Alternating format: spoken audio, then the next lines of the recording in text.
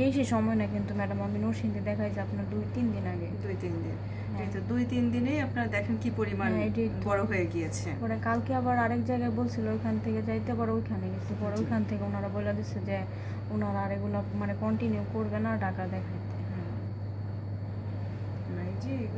কিন্তু ম্যাডাম যে 3 দিনে দেখেন কতটুকু পরিমাণ। হ্যাঁ 3 দিনে আপনার অনেক অনেক চলে আসছে তো, তাই না? অনেক এই তো ম্যাডাম নরসিংদী থেকে আমার বলে দিচ্ছে যে ওনারা আর এটা কন্টিনিউ করবে না। হ্যাঁ কন্টিনিউ না করাই বেটার, কারণ কন্টিনিউ করার মতো তো আসলে কিছু নাই। কারণ এখানে দেখেন আপনার যে ম্যাডাম সময় কিন্তু মাত্র 3 দিন, আমি 3 দিন আগে এই যে আল্ট্রাসাউন্ড করে জানতে পারছি।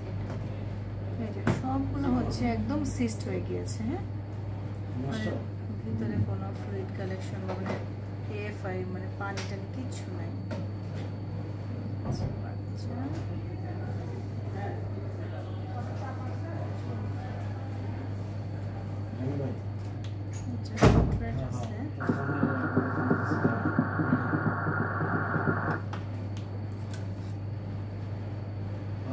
সিস্টিক হাইগ্রোমা, হ্যাঁ এটা বলছিলাম। হ্যাঁ এটাকে বলা হয় সিস্টিক হাইগ্রোমা, যেহেতু বাচ্চার ঘাড়ের পিঠে মানে পাশে ওরকম করে সিস্ট হয়, এই কারণে সিস্টিক হাইগ্রোমা বলে।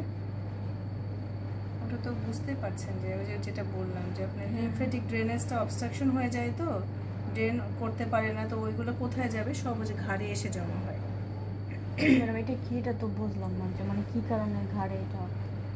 আচ্ছা আমাদের মানুষের প্রত্যেকটা মানুষেরই লিম্ফেটিক চ্যানেল থাকে, যে লিম্ফগুলো দিয়ে রক্ত পরিশোধিত হয়, এবং আল্লাহ তো প্রত্যেকটা জিনিসই একটা করে তৈরি করে, তাই না, যে যাতে মানুষের প্রয়োজন হয়।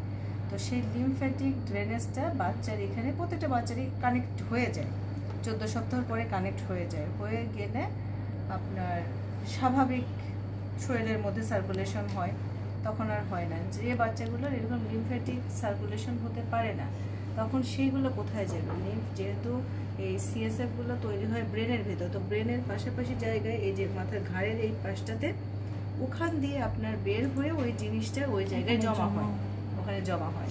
সেই জমা হতে হতে ওই 2-3 দিন আগে হয়তো অল্প ছিল, এখন সেটা মানে জানতে পারছি প্রথমে অল্প ছিল, এখন সেই জিনিসটা এখন আপনার জমা হতে হতে এত বড় হয়ে গেছে। বলছে যে ঘাড়ে কোথাও নাই, আর এখন তো আপনি দেখতে পাচ্ছেন যে পুরো জায়গাটা জুড়ে চলে আসছে। তারপরে আবার আরেক জায়গায় মানে বলছে যে ওইখানে যাইতে, পরে ওনারা বলছে যে না এটা পারবে না, এটা ঢাকা নিয়ে যেতে বলছে। যে আমার ওইখানে যে ম্যাডামকে দেখাইতাম উনি বলছে যে এটা আর ওনারা কন্টিনিউ করতে চায় না।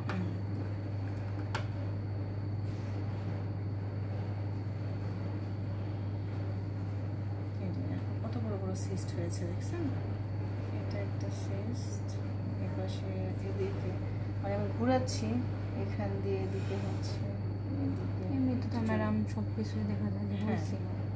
হ্যাঁ ওর হাত পা হাড় মাথা বডি সবই রয়েছে, শুধু ওই যে ওই লিম্ফেটিক ড্রেনেজ